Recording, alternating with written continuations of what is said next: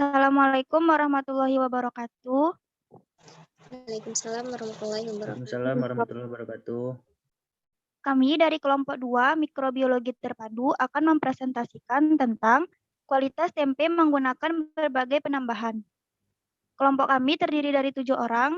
Saya Wina Hildayani selaku moderator, Ketua Bayu Indra Lesmana sebagai Ketua, Debbie Rizka Fadila sebagai Sekretaris, Puja Nadia Sukma sebagai anggota, Liolina Monalisa sebagai anggota, Lucia Saraswati sebagai anggota, dan Juli Marni sebagai anggota.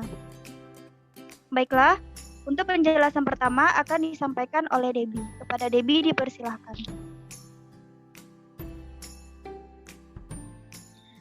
Baiklah, saya akan menjelaskan tentang pendahuluan, di mana tempe merupakan makanan bergizi asli Indonesia sebagai sumber nabati yang cukup penting bagi masyarakat.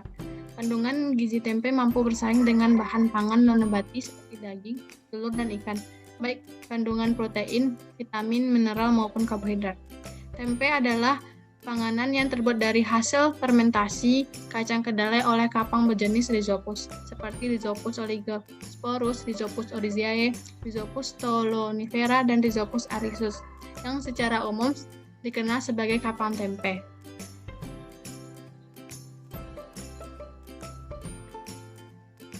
Pembuatan tempe dengan cara tradisional cukup sederhana, akan tetapi memiliki resiko kegagalan yang besar jika tidak dilakukan oleh orang yang berpengalaman. Selain itu, jamur yang ada pada tempe tidak tumbuh secara merata dan berwarna kehitaman atau kelabu tua.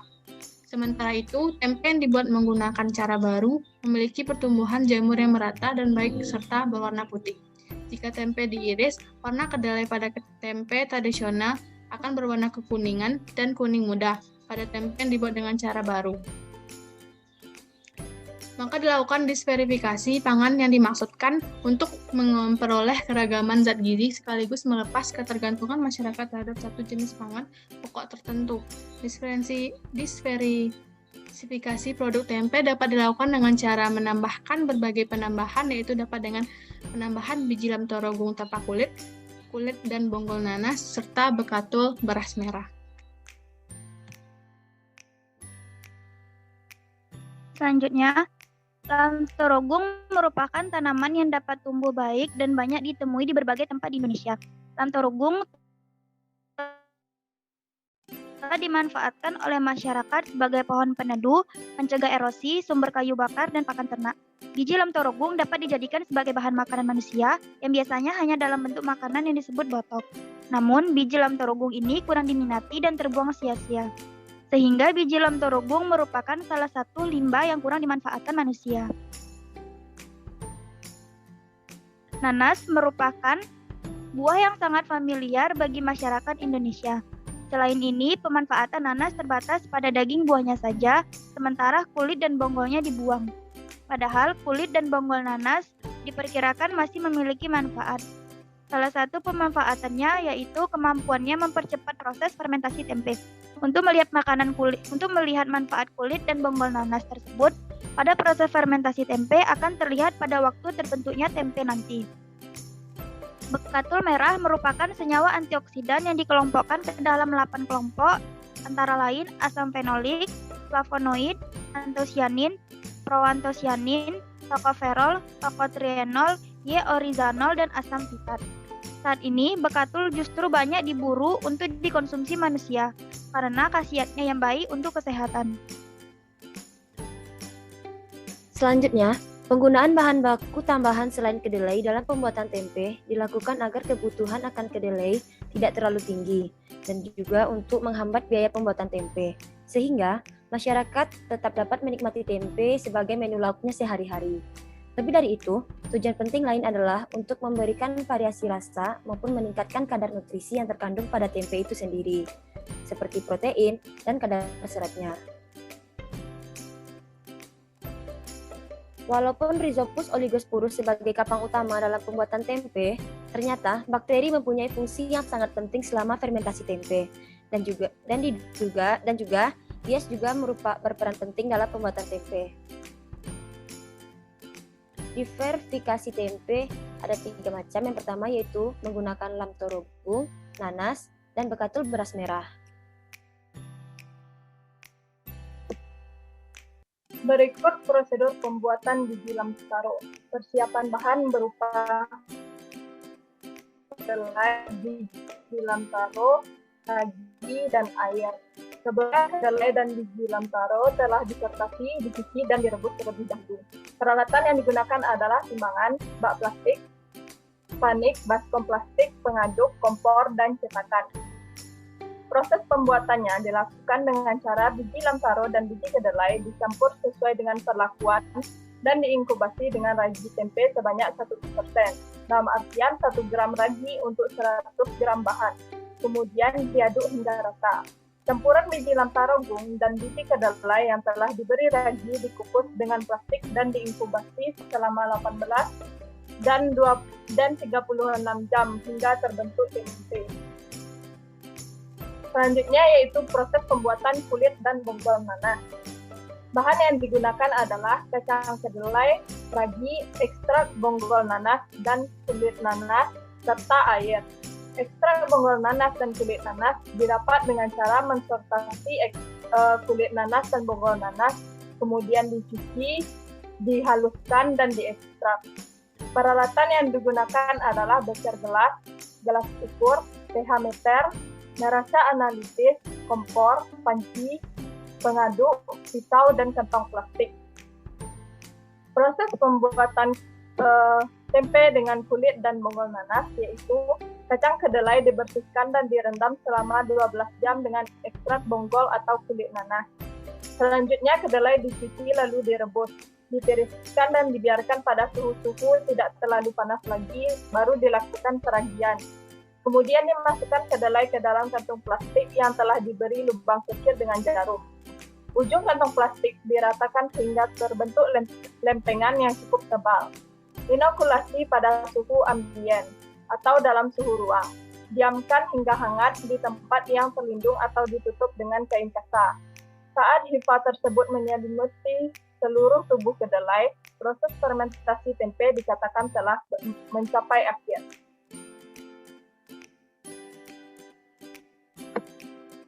Baiklah, selanjutnya itu mengenai penjelasan ataupun prosedur pembuatan tempe dari bekatul beras merah.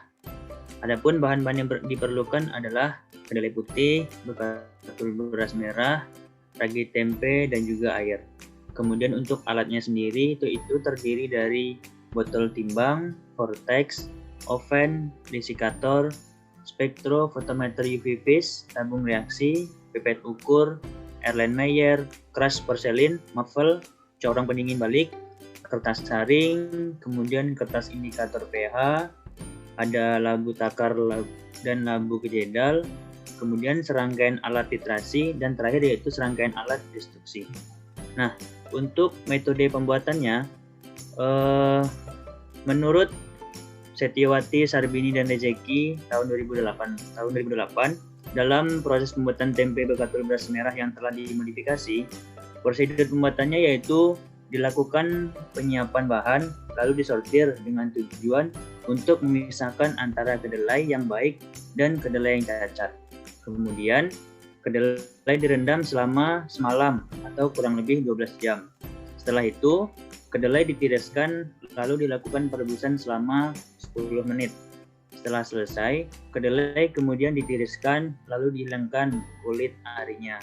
Setelah itu, kedelai dikukus selama 10 menit bersama bekatul beras merah yang sudah ditimbang sesuai perlakuan. Kemudian diangin-anginkan sampai dingin. Setelah dingin, kedelai beserta bekatul beras merah ditambah lagi ragi tempe sebanyak 0,5% dan diaduk sampai rata. Kedelai dan bekatul beras merah dikemas dalam plastik yang telah dilubangi. Kemudian dilakukan fermentasi selama 24 jam, 36 jam, dan 48 jam pada suhu kamar. Baiklah, selanjutnya itu mengenai kriteria uji dengan perbandingan SNI. Di sini kriteria uji atau parameter yang dilakukan ada kadar air, kadar protein, ada aroma, tekstur, rasa, dan juga warna. Nah, untuk pembuatan tempe dengan diversifikasi kulit nanas, kadar airnya yaitu sekitar 81,72%. Dan untuk tempe dari biji lam Torogung, kadar air yang didapat yaitu memiliki rentang antara 62,40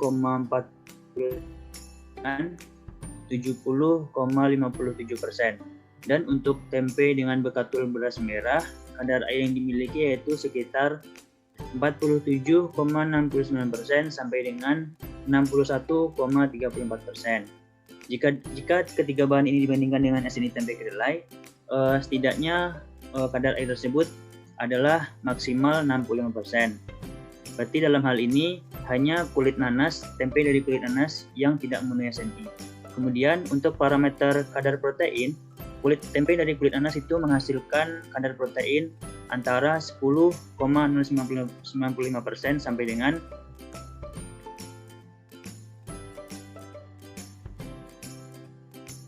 11,349%. Proteinnya yaitu 13,47% sampai 23,43%.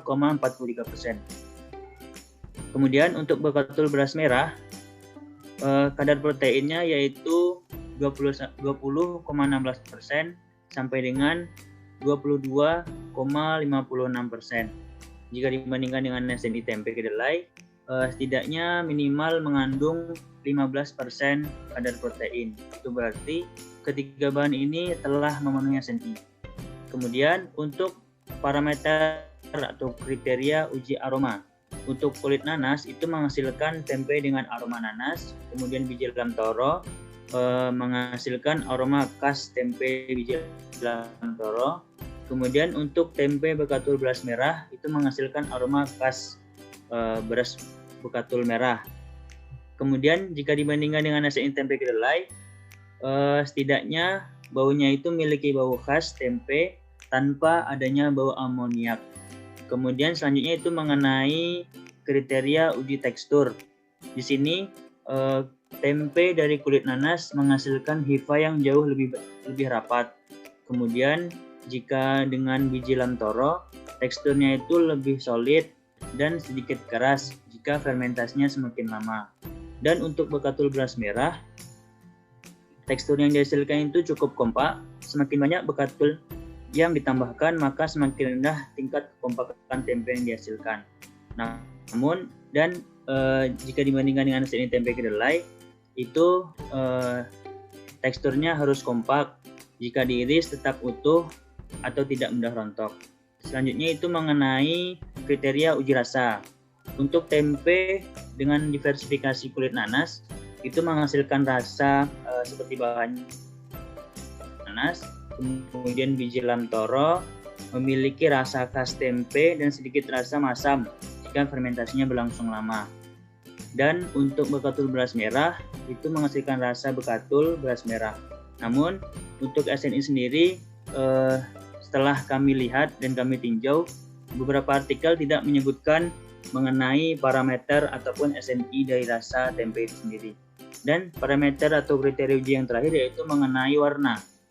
Untuk warna tempe dari kulit nanas itu menghasilkan warna putih bersih, dan untuk tempe biji lam toro itu menghasilkan warna kuning kecoklatan jika fermentasinya berlangsung lama. Kemudian untuk tempe dari bekatul beras merah menghasilkan warna yang semakin berwarna merah bata jika semakin banyak jumlah bekatul yang ditambahkan. Kemudian jika dibandingkan dengan SNI tempe kedelai, warnanya itu setidaknya putih merata pada seluruh permukaan.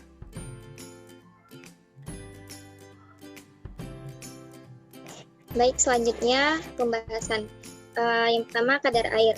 Berdasarkan analisa, pada penelitian diperoleh kadar air dengan penambahan biji lam toro, yaitu berkisar antara 62,49% sampai 70,57%. Sedangkan pada bekatul beras merah diperoleh berkisar antara 47,69% sampai 61,43%. Apabila dibandingkan dengan SNI tempe kedelai yaitu maksimal 65%, hal ini yang di atas dari SNI tempe kedelai hanyalah penambahan dari biji lam toro. Sedangkan dengan penambahan bekatul beras merah menghasilkan kadar air di bawah SNI. Hal ini terjadi karena selama fermentasi terjadi proses metabolisme dan perombakan senyawa makromolekul menjadi senyawa yang lebih sederhana. Waktu fermentasi merupakan salah satu faktor yang terpenting penyebab meningkatnya kadar air, sehingga dengan meningkatnya waktu fermentasi, maka kadar air akan meningkat pula. Selanjutnya, protein. Berdasarkan analisa kadar protein yang dilakukan pada tempe lamtoro, oleh kadar rata-rata kadar protein itu antara 13,41% sampai 23,43%. Pada tempe kulit nanas diperoleh sekitar 10,095% sampai 11,349%. Dan sedangkan dengan penambahan bekatul beras merah dihasilkan sekitar 20,16% sampai 22,56%. Hal ini apabila dibandingkan dengan SNI tempe kedelai, yaitu minimalnya tuh 15% hanya penambahan dengan bekatul beras merah yang di atas SNI. Sedangkan dengan penambahan dengan biji lamtoro dan kulit nanas masih di bawah SNI.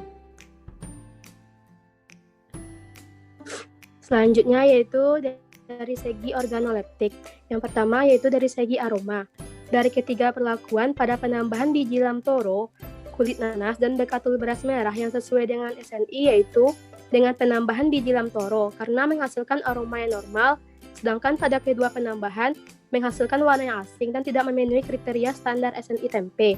Dikarenakan terdapat aroma asing maka dinyatakan tidak normal. Selanjutnya yaitu dari segi tekstur. Dari ketiga perlakuan pada penambahan biji lamtoro, kulit nanas, dan bekatul beras, jika dibandingkan dengan SNI kedelai tempe, dapat dikatakan semua perlakuan sesuai dengan SNI kedelai tempe, yang mana yaitu kompak, jika diiris tetap utuh, atau tidak mudah rontok, dan semua penambahan menghasilkan tekstur tempe yang kompak. Selanjutnya yaitu dari segi rasa. Berdasarkan hasil organoleptik yang diperoleh dengan penambahan biji lamtoro, menghasilkan rasa khas tempe dan sedikit rasa masam jika fermentasinya berlangsung lama. Pada penambahan kulit nanas, menghasilkan rasa nanas, sedangkan dengan penambahan bekatul beras merah, menghasilkan rasa bekatul beras merah. Selanjutnya dari segi warna. Berdasarkan hasil organoleptik yang diperoleh dengan penambahan biji lamtoro, menghasilkan warna kuning kecoklatan jika fermentasinya berlangsung lama. Pada penambahan kulit nanas menghasilkan warna putih bersih. Sedangkan dengan penambahan bekatul beras merah menghasilkan warna merah bata. Oleh semakin banyaknya jumlah bekatul yang ditambahkan. Terima kasih kepada Puja. Selanjutnya kesimpulan. Kesimpulan dari presentasi kami yaitu yang pertama, dari segi kadar air yang memenuhi standar SNI tempe kedelai hanya penambahan biji lamtoro, sedangkan dengan penambahan bekatul beras merah menghasilkan kadar air di bawah SNI. Yang kedua, dari segi protein hanya penambahan dengan bekatul beras merah yang di atas SNI, sedangkan dengan penambahan dengan biji lamtoro dan kulit nanas masih di bawah SNI. Yang ketiga, dari segi aroma, ketiga perlakuan ini yang sesuai dengan SNI hanya tempe dengan penambahan biji lamtoro karena menghasilkan aroma yang normal. Yang keempat, dari segi tekstur dapat dikatakan semua perlakuan sesuai dengan SNI kedelai tempe yang mana yaitu kompak, jika diiris tetap utuh atau tidak mudah rontok, dan semua penambahan menghasilkan tekstur tempe yang kompak. Demikian hasil presentasi dari kelompok kami. Jika ada kesalahan kata, kami mohon maaf. Saya akhiri. Wassalamualaikum warahmatullahi wabarakatuh. Waalaikumsalam. Waalaikumsalam warahmatullahi wabarakatuh.